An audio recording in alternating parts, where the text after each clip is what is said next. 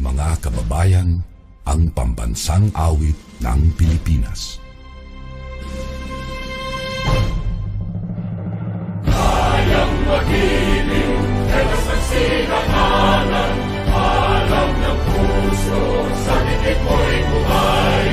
Lupang binirang, tuyag ka ng mag-ibig, sa manlulupin, di ka pasisigil, sa nagatang tutok sa simoy at sa langit ng pagaw, ay tinatang tulad, awit sa pagkayang minamahal, ang isang ng matawad mo'y tagumpay na nagtitindig, ang bituin at araw niya kailan pang ay di magtitindig. Luman ang araw ng walhagin pagsinta, mo'y langit sa piling mo. Ang hindi kaya dapat ay mangakit, at mamatay ng dahil sa'yo.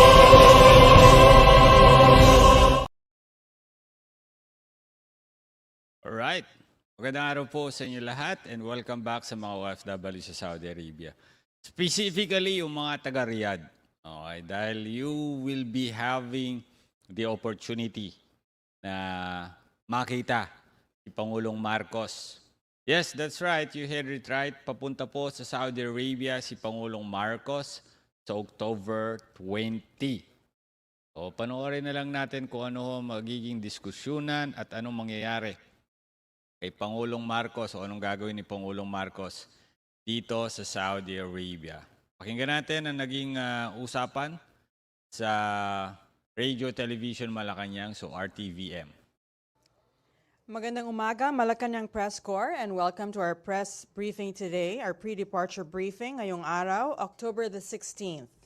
This week, President Ferdinand R. Marcos Jr. will participate in the first ASEAN Gulf Cooperation Council, or GCC Summit in Riyadh, Saudi Arabia. Apart from the summit, the President will meet with the Filipino community and Saudi Arabian business leaders. We have here today Department of Foreign Affairs Assistant Secretary for the Office of ASEAN Affairs, Daniel Espiritu, to discuss details about the upcoming ASEAN GCC Summit and other activities in Riyadh. Good morning, ASEC Espiritu. Good morning, Daphne. Go ahead. And good morning also to our Malacanang Press Corps. Hi. It's a pleasure to be with you again.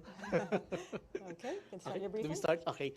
Okay, as Daphne said, the President will be participating at the first ASEAN GCC Summit, which will be held in Riyadh at the Ritz-Carlton Hotel on October 20, 2023. It will be a short affair. It's just a one-day meeting, but it will be preceded by a Filipino community meeting, hopefully in the morning of the same day, October 20. So the President will fly in on October 19. Napakabilis lang, no? 19, 10, 20.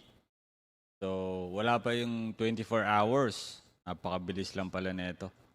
And then he will be leaving the venue right after the dinner on October 20, right after the summit. So it will be very fast, no? Parang more than 24 hours lang. Ano kaya yung mga pwedeng mangyari sa Saudi Arabia? I mean, pag-uusapan nila. Pag-uusapan pa kaya dito ang dagdag sahod ng mga kasambahay gaya ng nire-request ng marami? Or yung sahod ng 10,000 OFW na hindi ho naibigay matagal ng panahon, buhay pa si Secretary Toots? Tingnan natin. Na stay there. And the meeting will be very focused, and the activities will be very focused, because aside from the meeting proper itself and the PhilCom meeting, they're also planning to hold a business roundtable with Arab businesses together with the Ministry of Investments of Saudi Arabia. But I cannot give you so much details on this yet, because these meetings are still being finalized. Now, there are also planned bilateral meetings with Saudi Arabia as well as with Bahrain. But again, beyond generalities, I cannot give you details yet because they are still being finalized. Pag-usapan kaya dito yung isang Saudi national na napaslang sa Maguindanao? Mapag-usapan kaya? Tingnan natin.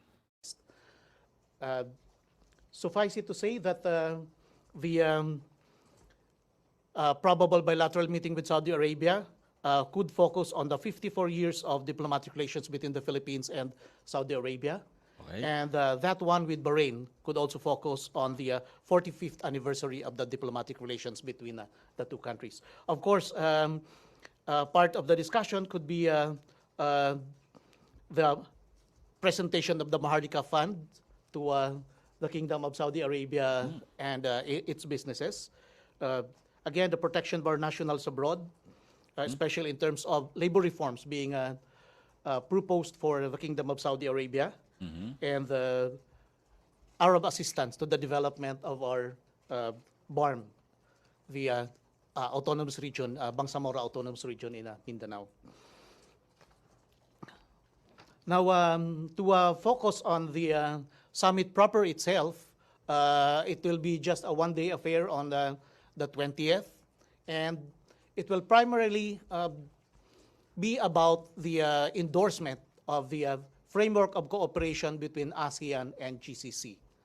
You know, the relations between ASEAN and GCC dates back to 1990, but this is the first summit, and we intended this time to intensify cooperation between these two regional organizations because the cooperation has not yet been optimized yet. Now, it's very important because the GCC is composed of highly developed Arab economies, and at the same time, they are petrochemical powerhouses, and as well as hub and logistics economies. Now, they can help ASEAN in addressing energy and food security. Energy security because they're petrochemical powerhouses, but also food security because some of the countries there, especially Qatar, are among the largest producers of fertilizers, and they can fill up the slack or the deficit on the ASEAN side. At the same time, since among the main features of the geopolitical disruption in the past 2 years have been the disruptions in the supply chain, since most of these hub economies are advanced in terms of operations of supply chains and ports and shipping and connectivity, they could very well help ASEAN in the problems with supply chain disruption the past several years. Now, during the meeting, they will also discuss regional and international issues. So among those would definitely be the current developments in the Middle East. But we have to remember that these countries are not exactly directly involved in the conflict. So probably the discussion will dwell on generalities on this. Focus will be given more on the endorsement or the noting of the framework of cooperation between ASEAN and GCC for the years 2024 to 2028, as well as on the joint statement of the summit. I guess I'll stop there for now. It will be very fast anyway. So. Target ng Pilipinas na makuha yung mga Arab investors. Well, tama naman si ASEC na yung mga GCC countries talaga ay very powerful when it comes sa ganitong economy. Logistics na banggit and food security as well. Powerhouse of for the petroleum, napakagaling, oo. Well, hindi ko lang alam bakit kailangan ibida yung Maharlika Fund, but inshallah. Hindi, siguro para merong mag-invest kasi it's investment eh. Siguro. Yep, yes, please. Go ahead, Maricel Halili, TV5. Hi sir, magandang umaga po. Sir, bakit po ganun lang kaikli yung pagbisita ni Presidente sa Saudi? Kasi para lumalabas na overnight lang, no? Kasi we thought at least mag-start siya ng November 18. So hindi po ganun yung nangyari. Well, ang difference kasi nito sa iba nating summits is that most of our other summits are composed of several meetings. And in fact, most of them usually start with a senior officials meeting and a ministerial meeting. And usually naman, isang araw lang or maximum of 2 araw yung the ones involving the president. No? But this time, yung SOM meeting, nauna na sa amin, among ASEAN, and then hindi na tinuloy yung ministerial meeting. Nagkaroon naman ng pagpupulong on that sa side ng UN noong September. So mas minabuti na tutukan na lang yung pagpupulong ng mga leaders. No?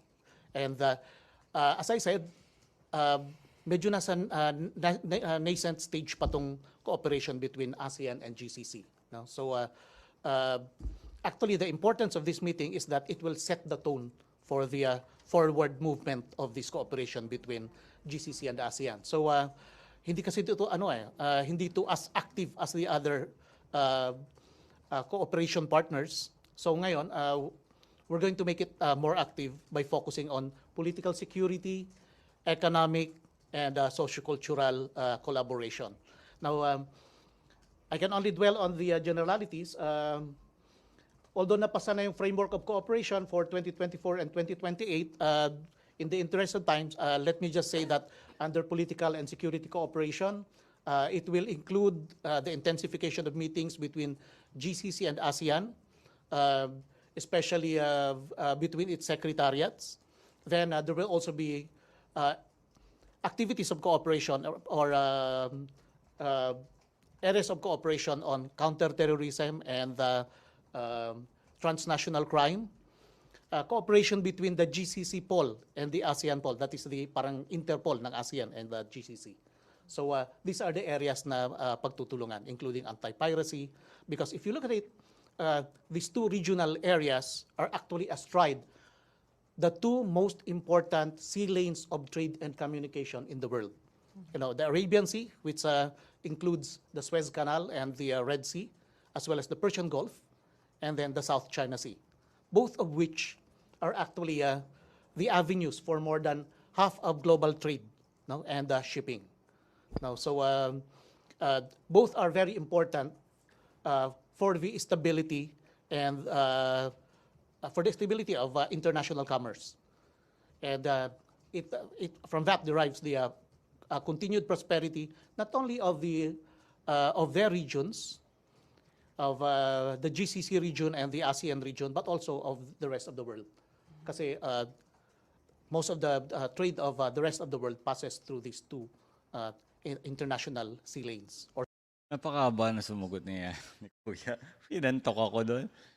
Okay, paikliin mo na lang, boss. Baka naman, puro ka English eh. Dumudugo na ilong ko, pati utak ko. Sea gates. Yun. So that's very important for us that we have this cooperation on security. And at the same time, as I said kanina, since these are petrochemical powerhouses, GCC can assist ASEAN in addressing our energy security needs. Sabi mo, you can only dwell in a generalization. Dinitalye mo na eh. And of course, food security needs, kasi sabi ko kanina, among the countries here, especially Qatar, produce fertilizers. And then these are hub economies. And actually, these countries are awash in terms of investment funds that we can use in the region. Asik Espiritu, thank you for explaining the significance of the relationship between the Gulf economies and ASEAN. I'm just wondering, why is this the first summit between the two, considering they've had a relationship since 1990? Yeah, that's true. It seems that since our relationship started in the 1990s, we were so engrossed with community building activities. If you will look at it, even ASEAN only achieved what we can call a community status in 2015. No?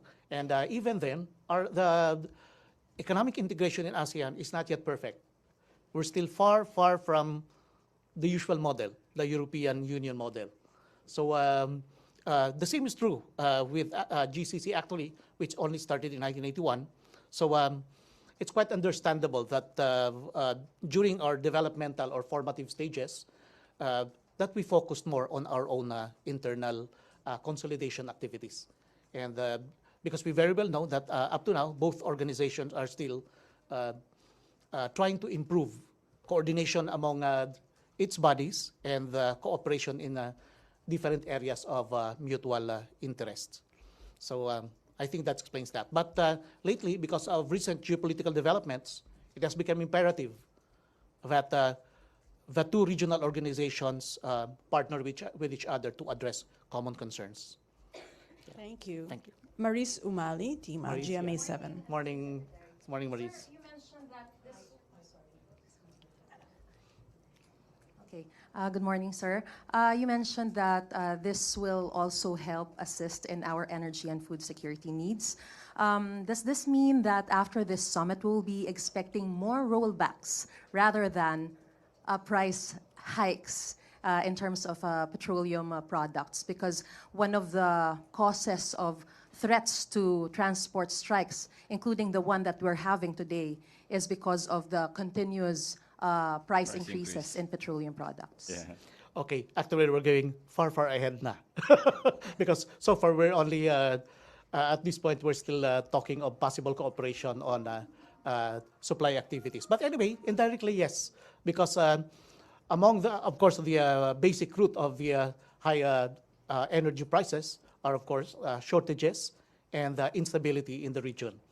If the two regional organizations can cooperate on that and assure each other continued and reliable supply in spite of what we call the vicissitudes of energy economics and geopolitical instabilities, then we can more or less assure each other of, or we could rather assure ASEAN of continued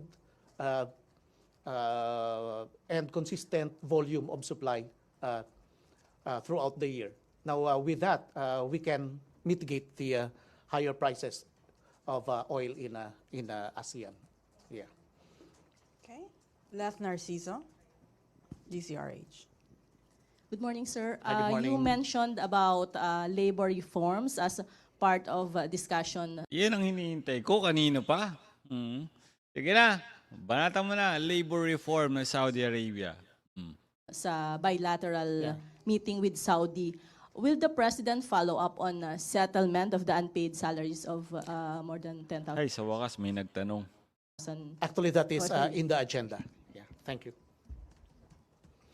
Sir, ano na po bang Napakabilis mo sumagot, pero yung kanina, ang haba-haba mo sumagot. O tik na yan. nangyari talaga doon? I can't give you the details yet, yeah, because these things are still under discussion.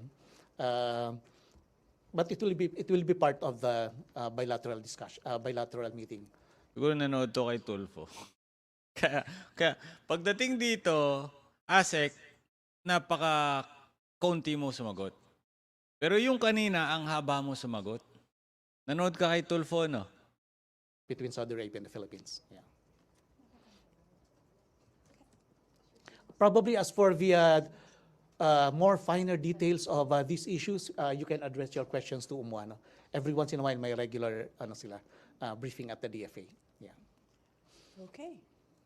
Thank you very much. Okay, it will be a very lean group. Most of them working level. Of course, the President and the officials of the Department of Foreign Affairs and the Department of Trade. But of course, it will also include the support group of the President. But it's much smaller than the previous ones because napaka-iksi nga naman ng biyahe. And, most probably, yeah. Anyway, nandyan naman sila palagi when it comes to workers' issues. Okay. Yes, as I said kanina, there might be a business roundtable, but these are... Alright, walang... Diyos ko po, Rude. Akala ko naman Anyway, thank you for tuning in. At akala ko meron tayong maririnig na kakaiba. Hindi rin pala tayo... actually, I'm planning to go Riyadh on these days. But ngayon, narinig ko na napakabilis lang pala ng biyahe ni Pangulo. Baka wala pang chance na makakasama pa sila, no?